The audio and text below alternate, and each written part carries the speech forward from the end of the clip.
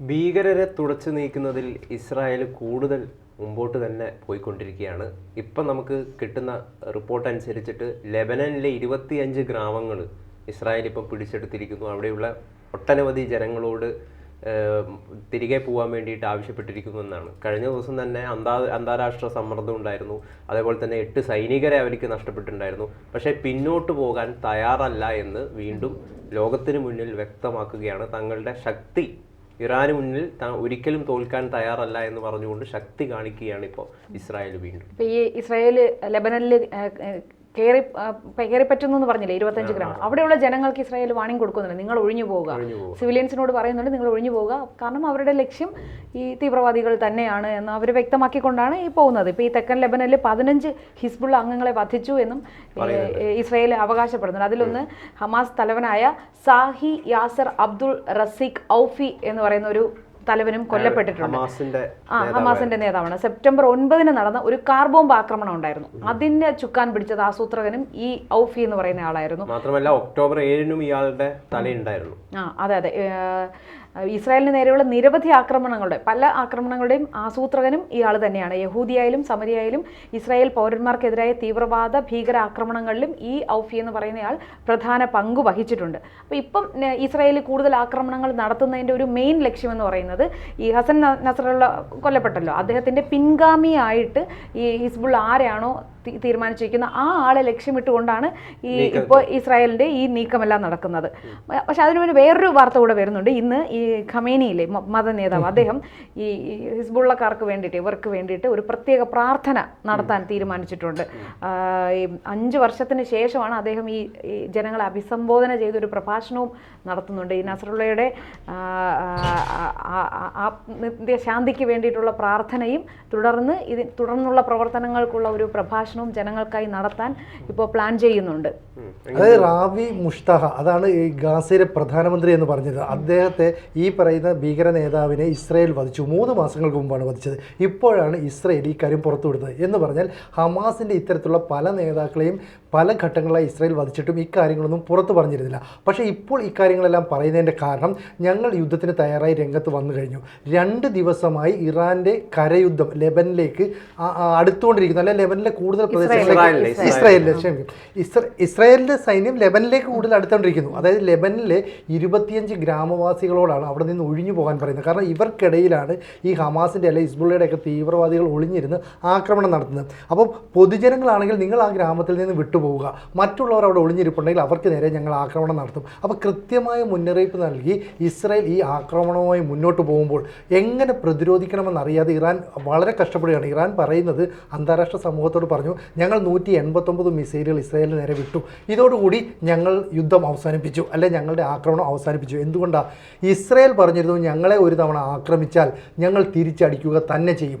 അപ്പോൾ അത്തരത്തിലുള്ള ആക്രമണം ഇറാന് നേരെ ഉണ്ടാകുമെന്ന കാര്യത്തിൽ യാതൊരു സംശയമില്ല. അമേരിക്ക ഇവർക്ക് പച്ചക്കൊടി കാണിച്ചു. എന്നിട്ട് പറഞ്ഞു നിങ്ങളെ ആക്രമിച്ചതിന് തുല്യമായ ഒരു ആക്രമണം മാത്രമേ ഇസ്രായേൽ നടത്താവൂ, മറ്റ് രീതിയിലുള്ള കടുത്ത ആക്രമണങ്ങൾ നടത്തരുത് എന്ന് പറഞ്ഞാൽ അവിടുത്തെ എണ്ണപ്പാടങ്ങളെ ആക്രമിക്കരുതെന്ന് പരോക്ഷമായി ഈ അമേരിക്ക മുന്നറിയിപ്പ് നൽകുകയാണ്. അല്ലെ ജോ ബൈഡൻ പറയുകയാണ്. കാരണം അങ്ങനെ എണ്ണപ്പാടങ്ങൾക്ക് തീ പിടിച്ചാൽ പിന്നീട് അത് കെടുത്തുക പോലും സാധ്യമല്ല. റിഫൈനറീസിനെയൊക്കെ തന്നെ അത് ബാധിക്കും. വർഷങ്ങളോളം ഈ ദുരന്തം നിൽക്കും. അതുപോലെ തന്നെയാണ് ഈ ഇറാൻ്റെ ആണവ റിയാക്ടർ, ആണവ സംഭരണ മേഖലകൾ, അവരുടെ പരീക്ഷണശാലകൾ, ഇതൊക്കെ തന്നെ ഭൂമിക്കടിയിൽ നിന്ന് ഏതാണ്ട് 300 മീറ്ററോളം താഴെയാണ്. പക്ഷേ ഇറാൻ്റെ പല മേഖലകളിലും ഈ മൊസാദിൻ്റെ ചാരന്മാരുള്ളതുകൊണ്ട് അവ എവിടെയൊക്കെയാണെന്നുള്ളത് കൃത്യമായി ഇസ്രായേലിന് ധാരണയുണ്ട്. ആ ഭാഗത്തേക്കും ആക്രമണം നടത്തരുത്. ഇതൊക്കെ പറയുമ്പോഴും ഇറാൻ കാണിച്ച തെറ്റിനെതിരെ ചില പാശ്ചാത്യ രാജ്യങ്ങൾ കൂടി രംഗത്ത് വരുന്നു, യൂറോപ്യൻ രാജ്യങ്ങൾ രംഗത്ത് വരുന്നു. അമേരിക്കയെ പിന്തുണച്ചുകൊണ്ട് ചില യൂറോപ്യൻ രാജ്യങ്ങൾ പറയുകയാണ് നമുക്ക് ഇറാന് കൂടുതൽ ഉപരോധം ഏർപ്പെടുത്താം, എന്നാൽ ഇറാനെ കൂടുതൽ പ്രതിസന്ധിയിലാക്കും. അമേരിക്കയെ കൂടാതെ ബ്രിട്ടൻ, ഫ്രാൻസ്, ജപ്പാൻ തുടങ്ങിയ രാജ്യങ്ങൾ തങ്ങൾ ഉപരോധം ഏർപ്പെടുത്താൻ തയ്യാറാണെന്ന് പ്രഖ്യാപിച്ച് രംഗത്ത് വന്നിരിക്കുന്നു. ഇതിനെ എങ്ങനെ അതിജീവിക്കുമെന്ന് അറിയില്ല. ഒപ്പം തന്നെ ഇസ്രയേലിൻ്റെ കരസേന മുന്നോട്ട് നീങ്ങുകയും അമേരിക്കയുടെ സേന പലയിടങ്ങളിൽ 43,000 ഭടന്മാരെയാണ് അല്ലെങ്കിൽ സൈനികരെയാണ് അമേരിക്ക പല ഭാഗങ്ങളിലായി വിന്യസിച്ചത്. ഇപ്പം പ്രീത പറഞ്ഞതുപോലെ നേരത്തെ ഹസൻ നസ്രുള്ള മരിച്ചു, അത് അവർക്ക് താങ്ങാനാകാത്ത ആഘാതമാണ്. അതുകൊണ്ട് സ്വാഭാവികമായും നമ്മുടെ മത നേതാക്കളോ അല്ലെങ്കിൽ മുസ്ലിം സമുദായവുമായി ബന്ധപ്പെട്ട ഉന്നതരൊക്കെ മരിച്ചു കഴിഞ്ഞാൽ പള്ളികളിൽ പ്രാർത്ഥനാ ചടങ്ങുകളൊക്കെ സംഘടിപ്പിക്കും. അത്തരത്തിലൊരു പ്രാർത്ഥനാ ചടങ്ങ് ഇന്ന് വെള്ളിയാഴ്ചയാണ്.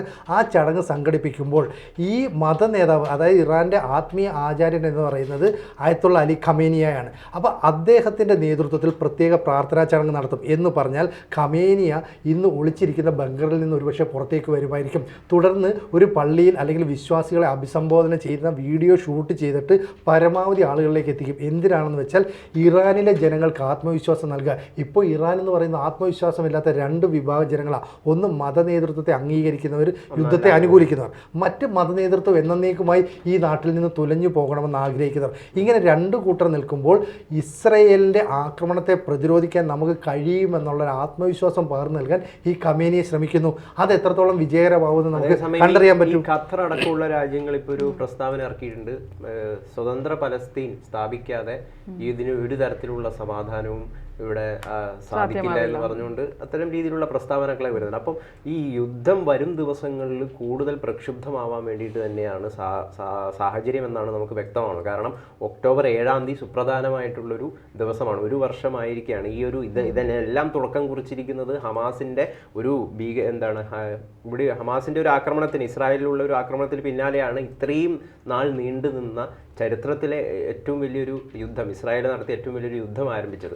അപ്പോൾ ഒക്ടോബർ 7 വരെയാണ്. അപ്പം എങ്ങനെയായിരിക്കും ഇസ്രായേൽ ആ ദിവസം പ്രതികരിക്കുക? എന്തെങ്കിലും വലിയ പ്രതികരണങ്ങൾ ഉണ്ടാവും? 3 ദിവസം കൂടെ ഉള്ളൂ. അപ്പൊ ഇതുവരെ ഒരു 2000-ഓളം പേരാണ് കൊല്ലപ്പെട്ടിട്ടുള്ളത്. അപ്പൊ ഇനി ഈ 7 എന്ത് സംഭവിക്കും? ഇസ്രായേൽ എങ്ങനെയാണ് അതിനെ തിരിച്ചടിക്കാൻ നിൽക്കുന്നത്? കാരണം അവർക്ക് ഒരിക്കലും മറക്കാൻ പറ്റാത്തൊരു ദിവസമാണോ ഇസ്രായേൽ ജനത? അതായത് 1200 പേരെയാണ് ഒറ്റയടിക്ക് ഹമാസ് ഭീകരർ അവിടെ എത്തി കൊലപ്പെടുത്തിയത്. അതിൻ്റെ വാർഷികം എന്ന് പറയുന്നത് ഇസ്രായേൽ ഏത് രീതിയിലായിരിക്കും പ്രതികരിക്കുക എന്നുള്ളത് ലോകവും ഉറ്റുനോക്കുന്നൊരു കാര്യമാണ്. കാരണം ഇസ്രായേൽ ആക്രമണം നടത്തുമെന്നുള്ള കാര്യം 100% ഉറപ്പ്. അത് ഏത് രീതിയിലായിരിക്കും എന്നത് സംബന്ധിച്ച് ലോക രാജ്യങ്ങൾക്ക് ആകാംക്ഷയുണ്ട്. ഇപ്പം ഗൗതം പറഞ്ഞതുപോലെ ഈ ഖത്തർ ഇത്തരത്തിലൊരു നിലപാട് സ്വീകരിക്കുന്ന കാര്യമുണ്ട്. കാരണം ഇസ്രായേലിൻ്റെ ആക്രമണം മേലും കീഴും നോക്കാതെ ആയിരിക്കും. അവർ എണ്ണപ്പാടങ്ങൾ ആക്രമിച്ചാൽ ഇറാൻ്റെ സാമ്പത്തിക നില പൂർണ്ണമായും തകരും. പിന്നീട് ഒരിക്കലും ഇറാൻ ആ തകർച്ചയിൽ നിന്ന് കരകയറാൻ കഴിഞ്ഞെന്ന് വരില്ല. അപ്പോൾ ഇറാൻ പറയുന്നത് ഞങ്ങൾ ആ സമയത്ത് തന്നെ ആക്രമണം നടത്തും, ഇസ്രായേലിനെ അല്ല, പകരം സൗദി അറേബ്യയും ഖത്തറും UAEയും അടക്കമുള്ള എണ്ണ നിക്ഷേപമുള്ള മറ്റ് അറബ് കൺട്രീസിനെ, എന്ന് പറഞ്ഞാൽ യുദ്ധത്തെ കത്തിപ്പടർത്തുക എന്നതാണ് ഇറാൻ ലക്ഷ്യമിടുന്നത്. കാരണം ഇറാൻ ഒറ്റയ്ക്ക് അവരെ നേരിടാൻ കഴിയുന്നില്ല. ഇസ്രായേലിന് ആധുനിക യുദ്ധോപകരണങ്ങളുണ്ട്, ആധുനിക സൈന്യം ഉണ്ട്, പിന്നെ വിമാനങ്ങളെല്ലാം ഉണ്ട്. ഇറാൻ അതൊന്നുമില്ല. ആകെ ഉള്ളത് സൈനികരുടെ എണ്ണം കൂടുതലുണ്ട് എന്നുള്ളത് മാത്രമാണ്. പക്ഷേ ഈ സൈനികരിൽ തന്നെ, അല്ലെ ഇറാൻ ജനതയിൽ തന്നെ ഒരു വിഭാഗം അവിടുത്തെ മത തീവ്രവാദ നിലപാടുകൾക്കെതിരാണ്. അപ്പോൾ ഖമേനിയോട് എത്ര പേർ സഹകരിക്കുന്നു, എത്ര പേർ യോജിക്കുന്നു, അവിടുത്തെ ഫോഴ്സിനെ എന്നേക്കുമായി ഇല്ലാതാക്കാൻ ഇസ്രായേൽ തീരുമാനിച്ചാൽ അവരെ സപ്പോർട്ട് ചെയ്യുകയാണെങ്കിൽ ഈ ഗൾഫ് രാജ്യങ്ങളും കൈകെട്ടി നോക്കി നിൽക്കും. സൗദി അറേബ്യയ്ക്കോ ഖത്തറിനോ അല്ലെങ്കിൽ UAE മറ്റ് അറബ് കൺട്രീസിനോ ഈജിപ്തിനോ ഒന്നും തന്നെ ഈ ഹമാസിനെയും ഹിസ്ബുള്ളയും ഹൂത്തികളെയും ഒന്നും താല്പര്യമില്ല.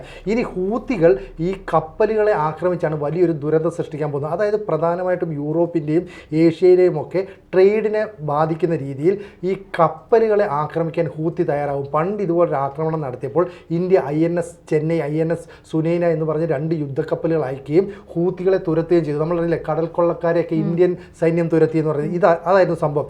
ആ ഹൂത്തികളുടെ തന്ത്രം വീണ്ടും ഇവിടെ ഉപയോഗിക്കാം. ഇത് അമേരിക്കൻ കപ്പലുകൾക്ക് നേരെയോ റഷ്യൻ കപ്പലുകൾക്ക് നേരെയോ ഒരു ആക്രമണം ഉണ്ടായാൽ അവർ എങ്ങനെയായിരിക്കും തിരിച്ചടിക്കുക എന്ന് പറയില്ല. അപ്പോൾ എന്തുപറ്റി, ഇറാൻ ഉദ്ദേശിക്കുന്ന പോലെ യുദ്ധം ആ നാട്ടിൽ മാത്രം ഒതുങ്ങാതെ കത്തിപ്പടരും. ഇതാണ് അവരുടെ ലക്ഷ്യം. അപ്പം 1ഉം 2ഉം ലോകമഹായുധങ്ങൾ സംഭവിച്ചതുപോലെ മൂന്നാമത്തെ ഒരു ലോകമഹായുധം ഉണ്ടാക്കാനായിട്ട് ഇറാൻ ശ്രമിക്കും. വേറെ നിവർത്തി. സൗദി അറേബ്യക്ക് സ്വീകരിക്കുന്ന ഒരു നിലപാട് എന്താണെന്ന് അതാ ഞാൻ പറഞ്ഞത്. സൗദി അറേബ്യയ്ക്കൊന്നും ഈ ഇറാന്റെ നിലപാടിനോടോ ഹമാസിന്റെയോ ഹിസ്ബുള്ളയുടെ നിലപാടിനോടോ യാതൊരു താല്പര്യമില്ല. അവർ ഒന്നാമത് സുന്നി രാജ്യങ്ങളാണ്. ഈ ഷിയാക്കാരുടെ ഈ ഇടപെടൽ ഒരു കാരണവശാലും അവർ അംഗീകരിക്കില്ല. പക്ഷേ സൗദി അറേബ്യയെയും അതുപോലെ ഖത്തറിനെയും ഉൾപ്പെടെയുള്ള അറബ് കൺട്രീസിനെ, പ്രത്യേകിച്ച് എണ്ണ നിക്ഷേപമുള്ള രാജ്യങ്ങളെ ഇതിലേക്ക് വലിച്ചിഴച്ചുകൊണ്ട് വരാനായിട്ട് ഇറാൻ ശ്രമിക്കും. എങ്കിൽ മാത്രമേ UN പോലെയുള്ള സംഘടനകളും മറ്റ് ലോക രാജ്യങ്ങളും ഇതിൽ ഇടപെടുകയുള്ളൂ. നിലവിലെ ഈ മിഡിൽ ഈസ്റ്റിൽ സൗദിയാണ് ഏറ്റവും വലിയൊരു ശക്തി. സൗദീനെ പിന്തള്ളിക്കൊണ്ട് കാലങ്ങളായിട്ട് ഇറാൻ മുൻപോട്ട് വരാൻ വേണ്ടിയിട്ടാണ് ഇവർ നിരന്തരമായിട്ട് ശ്രമിച്ചുകൊണ്ടിരിക്കുന്നത്. പക്ഷേ സൗദിയുടെ ഭാഗത്തു നിന്നും മറ്റ് ഇസ്ലാമിക ലോകത്തു നിന്നൊക്കെ ഇറാന് വലിയ രീതിയിലുള്ള ഒരു പ്രതിരോധം ഉണ്ടാകുന്ന ഇറാന് വലിയ ശക്തിയുണ്ട്. കാരണം ഇറാനെ പരോക്ഷമായും പ്രത്യക്ഷമായും ചൈന പിന്തുണയ്ക്കുന്നുണ്ട്. റഷ്യ ആയുധം കൊടുക്കുമെന്ന് അവർ പ്രതീക്ഷിക്കുന്നുണ്ട്. പക്ഷേ അമേരിക്ക വൻ ശക്തിയായി മുന്നിൽ നിൽക്കുകയും ഇറാൻ എന്ന് പറയുന്ന ഒരു രാജ്യം ഇനി ലോകത്ത് വേണ്ട എന്ന് തീരുമാനിക്കുകയും ചെയ്യുന്നു. യൂറോപ്യൻ രാജ്യങ്ങൾക്കും അമേരിക്കയ്ക്കും ഉൾപ്പെടെ ഇവർ ആണവ ശക്തിയാകുന്നതിനോട് താല്പര്യമില്ല, ഇസ്രയേലിന് പ്രത്യേകിച്ച്. അതുകൊണ്ട് തന്നെ ഇസ്രയേൽ ആണവ കേന്ദ്രങ്ങളെ, ആണവ പരീക്ഷണം നടക്കുന്ന സ്ഥലങ്ങളെ ആക്രമിച്ചാൽ അത് ഇറാൻ്റെ സാമ്പത്തിക നിലയെ തകർക്കും, ഇറാൻ്റെ മുന്നോട്ടുള്ള പോക്കിനെ തകർക്കും. ഒപ്പം അമേരിക്കയുടെ ഭാഗത്തു നിന്നുള്ള ആക്രമണം ഉണ്ടാകും. അപ്പോൾ ലോകരാജ്യങ്ങൾ രണ്ട് ചേരികളിലായി നിന്ന് ആക്രമണം നടത്തും. എന്തായാലും ഇസ്രയേൽ രണ്ടും കൽപ്പിച്ച് ഈ കരയുദ്ധത്തിലേക്ക് പോകുന്നു, ഗ്രാമവാസികളെ ഒഴിപ്പിക്കുന്നു, അവിടെ ആക്രമണം പിടിച്ചടക്കുന്നു, ലെബനനിലെ ഗ്രാമങ്ങൾ പിടിച്ചടക്കുന്നു. എന്തായാലും പ്രതികാരദാഹികളായ ഇസ്രായേലിന് ദയ എന്ന് പറഞ്ഞൊരു കാര്യമില്ല. അവർ ആക്രമിച്ചുകൊണ്ടിരിക്കും. അവരെ ശത്രുക്കളെ ഉന്മൂലനം ചെയ്യാതെ വിശ്രമമില്ല എന്ന് പറയുന്ന ഒരു ആശയമാണ് ഇസ്രായേൽ മുമ്പോട്ട് വയ്ക്കുന്നത്.